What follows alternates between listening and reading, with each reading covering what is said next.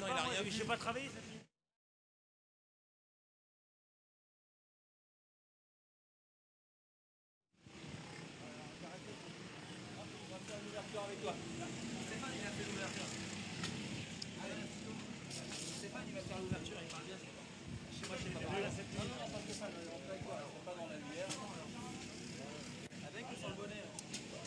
Comme tu le sens. Avec le bonnet, hein, parce que là j'aurai une belle tête de gros. Bonjour, bienvenue avec toute l'équipe du RKC, les hommes qui sont au pied d'homme depuis hier. Ça va être quoi la question?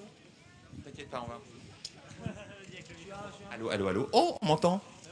Bah oui, depuis tout à l'heure, on m'entend dire absolument n'importe quoi. Et ça ne fait que commencer, rassurez-vous. Alors on y va effectivement pour vous dire bonjour et bienvenue en ce dimanche dominical. Comment ça, c'est un pléonasme? Sur le circuit de Cormeilles, donc avec une partie de l'équipe du RKC, car l'équipe du RKC c'est quand même beaucoup de monde, hein. N'est-ce pas? Vous êtes combien en tout pour que tout se passe bien ici? Voilà, ça peut aller jusqu'à 50 personnes s'il faut, sans problème. Nous avons également Vincent Fraisse qui est parmi nous, qui fait partie également de l'organisation. Je vous rappelle que Vincent est un triple champion de France rien que sur les 2 dernières années, hein. Et donc, vous savez, ils ont un petit peu ils ont des petits yeux, j'ai l'impression. Enfin, surtout Vincent. En fait, est-ce qu'on dort pendant une course comme ça? Bah moi j'ai pas dormi, donc j'ai peut-être des petits yeux. Par contre lui il a dormi.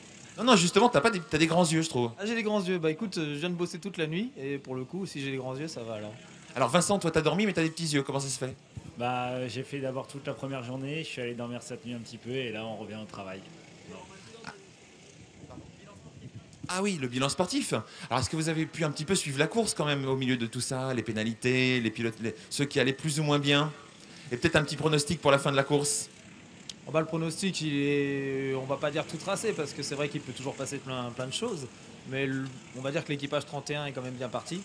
Après cette nuit ça a été calme, les pilotes ont été quand même relativement calmes, fair play, ça a été sportif tout du long, donc on n'a pas trop de soucis de ce côté-là. Je crois même pas avoir mis une seule pénalité cette nuit, donc pas de soucis. Et au niveau de la technique, peut-être, Vincent, tu as entendu parler de nouvelles, de petits problèmes qui ont pu affecter les uns ou les autres? Et j'ai entendu que cette nuit il y avait quand même une dizaine de pneus crevés, donc je pense qu'il y avait quelques gravés sur la piste du fait des sorties des pilotes. Donc et on peut voir autour du circuit que c'est vraiment quasiment boueux, donc je pense que ça a été dur pour les pilotes cette nuit. Mais enfin, pas de gros problèmes de turbo, tout ça. Non, il n'y avait pas de turbo dans le cadre. De moteur explosé avec de l'huile partout. Non, ça n'existe pas. Non, zéro problème, rien, pas un moteur cassé, pas un câble d'axel, juste des pneus crevés du fait des cailloux sur la piste, voilà. On avait entendu parler éventuellement de petits doutes avant la course sur le système de transmission, la tension de la chaîne. Rien de tout ça? Non, il y a zéro. On a vérifié à peu près durant les relais essence et il n'y a pas eu une chaîne détendue, rien. Donc zéro problème. Alors il reste maintenant 6 heures de course, donc on va vous souhaiter que ça se passe aussi bien que jusqu'à présent. Tout le monde a l'air satisfait, les pilotes continuent à attaquer très fort. On va vous laisser peut-être retourner à vos occupations. Messieurs, on vous remercie beaucoup. Et donc, good luck, comme on dit. Voilà. Alors, le petit point sur le classement, effectivement, avec notre leader quasi habituel, quasi abonné à la première place, le numéro 31, CER ASK Karting, dont l'avance n'a jamais été tout de même énorme, hein. C'était 1 tour, 2 tours, grand maximum 3 tours. Ils sont quand même toujours, on ne peut pas dire qu'ils ont assuré la victoire, mais en tout cas, ils sont là, et bien là, et toujours là. Actuellement, ça doit être Alexandre Cap, je crois, un de leurs pilotes qui est au volant et donc qui enchaîne de très très bons chronos. Et puis en deuxième position, on a plusieurs équipes italiennes très performantes et compétitives, mais il y en a une qui s'affirme particulièrement, c'est Pastina and Friends Veneto Corse qui évolue donc pas très loin des leaders avec le kart numéro 2 et l'excellent pilote Romano Franzen actuellement au volant. Troisième place, et là c'est très très très serré par rapport au deuxième, c'est l'équipe de Bahreïn, l'équipe Batelco Racing Team qui évolue donc à la troisième place et qui est toujours dans la lutte pour la gagne, avec là une subtilité donc du règlement. Il faut passer 23 fois par les stands et ces 3 équipes ont presque la même stratégie, c'est-à-dire qu'ils se sont arrêtés 17-18 fois, ce qui veut dire que il n'y a pas une grande dichotomie entre ces 3 équipages. Par contre, derrière, on a en 4e position l'équipe Time Attack qui, elle, va devoir effectuer davantage d'arrêts. Je crois qu'ils en avaient 12 ou 13 quand nous sommes descendus du Clubhouse. Donc là, il va falloir faire des passages par les stands plus répétés. Et forcément, ça sera difficile de remonter dans le tiercé de tête pour cette équipe. On a également une très belle performance de Andy Sport Mixte qui a accédé au top 5 dans la matinée. Voilà un petit peu pour les 5 équipages qui pour l'instant se sont vraiment particulièrement mis en valeur ici au RKC. Alors maintenant, on va aller un petit peu dans le secret des teams, et notamment d'un team italien qui prend particulièrement les choses à cœur, qui aborde cette course de façon un tout petit peu scientifique, on peut le dire. Dans le stand numéro 16 là-bas, une équipe qui a pas mal de partenaires, comme on va pouvoir le voir. Ils ont des panneaux avec plusieurs de leurs sponsors, Pastina and Friends Veneto Corse. C'est donc l'équipe qui est en deuxième position, et ce n'est pas par hasard, puisque dans cette équipe, voilà, le team manager, you are the team manager and you speak English or French or français? Allez, I heard that there is a secret in this team. I mean that you have computers, you're working on a strategy with special... Because it's about from 2008, I use a program for to see many things, fuel, strategy of for driver, and when is better to go out or inside, and many things. And it works because you are in second position? Yes, in second position because this year is a year zero because it's a fusion of two teams from Kayak and Pastina and Friends, and we together we call Pastina and Friends Veneto Corse. And this year in Italy we take it 7 victory over 7 race. 7 victories out of 7 races, and this is the 8th race, and you want to win it. Oh, we hope, but the fest is very, very, very strong. And what is it, Pastina and Friends? What is it? Pastina is my nickname because I worked for 10 years in the Minardi team, and all people called me Pastina because it's about from 11 or 12 here. My friend called Pastina because my mother to school give me a little cake, and my friend called me Pastina. And some people in the world, because I know many people when I work in Formula One, call me a little cake. What's your name? My name is Roberto. So Roberto a travaillé en Formule 1 chez Minardi, et donc forcément, il a des outils très adaptés. Et cette année, 7 victoires en 7 courses pour l'équipe Pastina and Friends. Congratulations. Can you show us can we have a look? We can have a look at inside the pit. Vous parlez français, vous? Ah d'accord. Bon, on va peut-être pouvoir, au lieu que je traduise, nous raconter un peu ce que Roberto disait. Oui. Alors, nous, moi je suis le Veneto Corse, on appelait Kayaka, mais on fait la société ensemble et pour faire une grande équipe. On est déjà venu ici en 2012-2014, mais maintenant aujourd'hui c'est une grande course. Le temps c'est pas bien, mais ça va. Et, ok. Ici, nous avons notre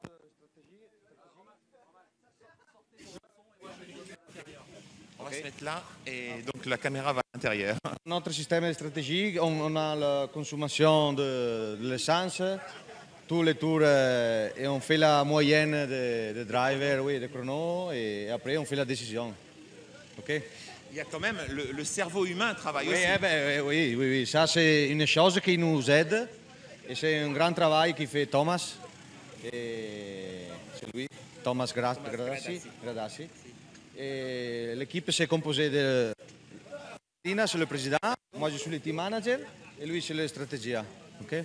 Parfait. Bon. Et comment avez-vous choisi les pilotes? Sont des pilotes avant de Veneto Corse et des pilotes de Pastina and Friends. On a mélangé, oui, on a mélangé et on a créé cette équipe que, comme lui dit, on a déjà gagné 7 courses cette année. C'était à quel endroit ces courses en Italie? Oui, à côté de Venise, à Misano, Milan, on a course à côté de Genova aussi. À Misano, il y a le circuit automobile et le circuit de karting. Ah oui, exactement. Dedans, il y a le kartodrome et la piste de l'autodrome. Oui, c'est ça.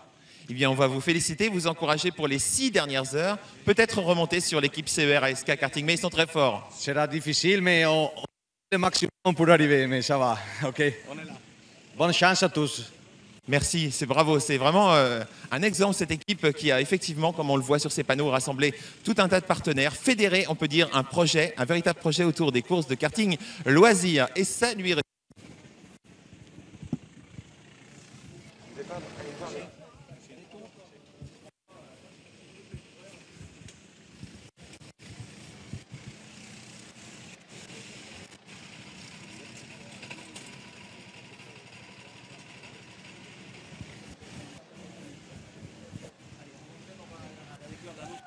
On va à la découverte d'un autre team et là par contre on est un petit peu à l'autre bout du classement, mais forcément il en faut pour toutes les expériences.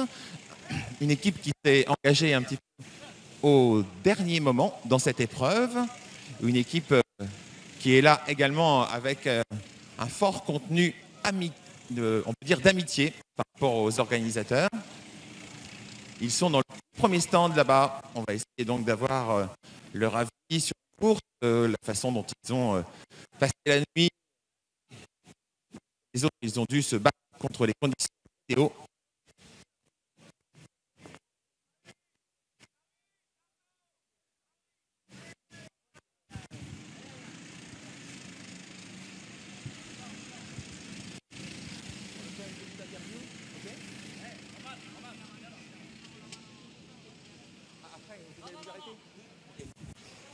Eh oui, mais le team va s'arrêter, donc on va assister à... Hop. Voilà.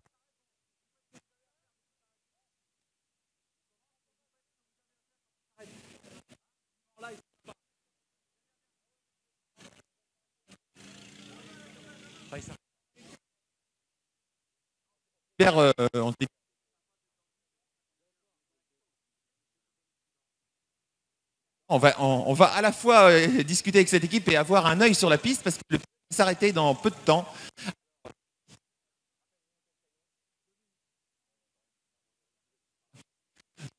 Dominique Xiad qui fait partie de ce qui se passe sur la piste. Est-ce que vous c'est un pote, il nous a dit bon bah viens, on a un petit kart pour les 24 heures. Moi je connaissais pas les courses d'endurance, j'étais plus branché voiture. Et puis ravi d'être là et super organisation. Parfait quoi, ça va vite et bon, pas rouler. Et puis ça ira mieux dans 3 heures. Ils seront à 17 ans. Alors Dominique, tu es là avec toi, je crois. Et moi je vous ai connu à l'époque de la Formule Ford. À l'époque, vous étiez vraiment parmi les rois de la Formule Ford. Ouais, on a fait une petite quinzaine d'années en Formule Ford. Et puis absent depuis 10 ans sur les circuits, même 15 ans. On revient, on va voir ce qu'on va faire. On va faire du kart maintenant. Vous n'avez pas changé. Merci beaucoup. Donc l'équipe n'a pas vraiment d'ambition sportive pour cette course, mais l'appétit vient en mangeant et peut-être que dans les prochaines années... Si, mais c'est pas fini. Je pense qu'on va remonter une bonne quinzaine de places en 5h34, ça va le faire. Bravo Dominique et merci pour cette équipe qui s'appelle... Ah oui, c'est marqué là, Dufort. Dufort. Donc qui est, je crois, dans le commerce automobile. Merci beaucoup Dominique. Présentation un petit peu dans l'accent, comme on dit, mais le team n'est pas encore rentré. Je crois que le pilote passe le panneau à son coéquipier et on va avoir donc un ravitaillement dans quelques instants pour cette équipe qui forme.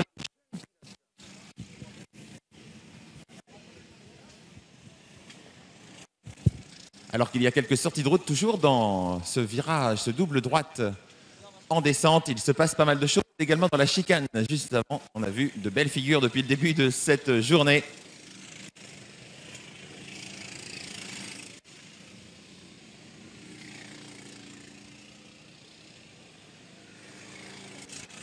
Vous pouvez admirer la glisse.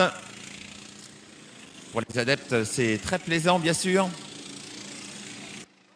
Et la pluie, c'est un petit peu moins de confort pour les pilotes, mais c'est aussi beaucoup de plaisir de pilotage dû effectivement à la glisse. Il faut bien sentir le grip, prendre la trajectoire extérieure. On le voit, hein, la corde, on l'oublie bien souvent dans ces conditions. Et on essaye d'avoir un angle plus ouvert du virage et peut-être une asphalte également un petit peu plus propre. Voilà, c'est la particularité du pilotage du karting sous la pluie. On va souvent chercher les extérieurs. On est à la limite de passer dans le gazon. Vous voyez la virtuosité des pilotes engagés dans cette course, dans ces 24 heures du RKC.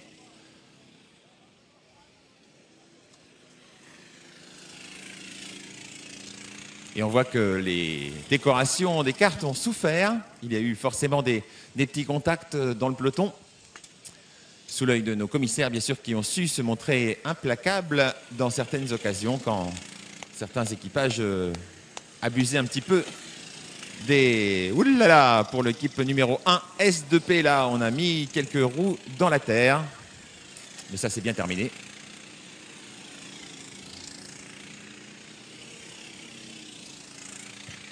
Il va y avoir du Karcher ce soir pour nettoyer tout ça, que ce soit les pilotes comme les machines.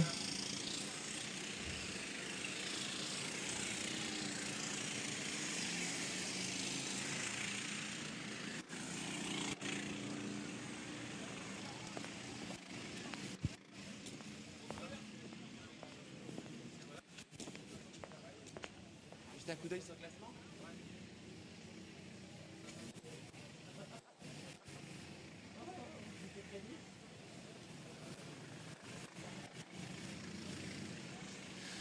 Alors qu'en ce qui concerne le classement, on a eu un changement par rapport à ce que je vous signalais il y a quelques minutes. C'est l'équipe Andy Sport Mixte qui continue sa remontée et qui vient de dépasser l'équipe Time Attack. Elle a maintenant 15 secondes d'avance pour la 4e place.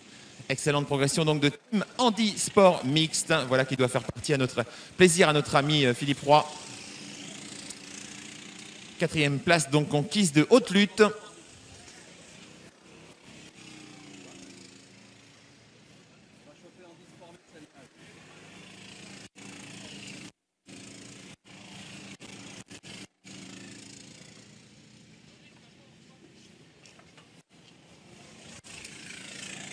Toujours derrière le même trio implacable, ERSK Karting, les Italiens qu'on vient d'interviewer. De Pastina and Friends, Veneto Corse en 2e position, Batelco est 3e. Alors que là, nous avons un arrêt, changement de pilote du numéro 19.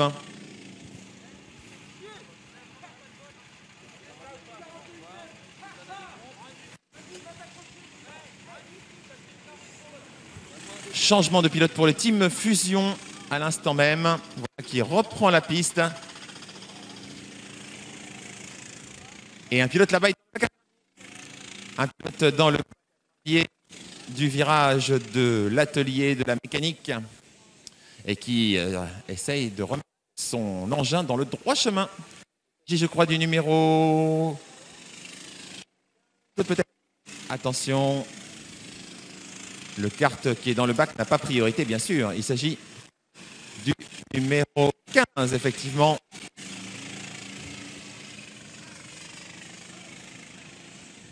C'est l'équipe laf1continue.com. L'équipage numéro 1. Et un autre pilote là-bas qui fait une excursion hors piste. Décidément, on ne s'ennuie pas à Cormeilles. Alors qu'on va, je crois, maintenant conclure ce petit direct matinal en vous donnant rendez-vous aux alentours de 9 h pour un nouveau point, de nouvelles pour découvrir de nouveaux acteurs de cette course. À tout à l'heure.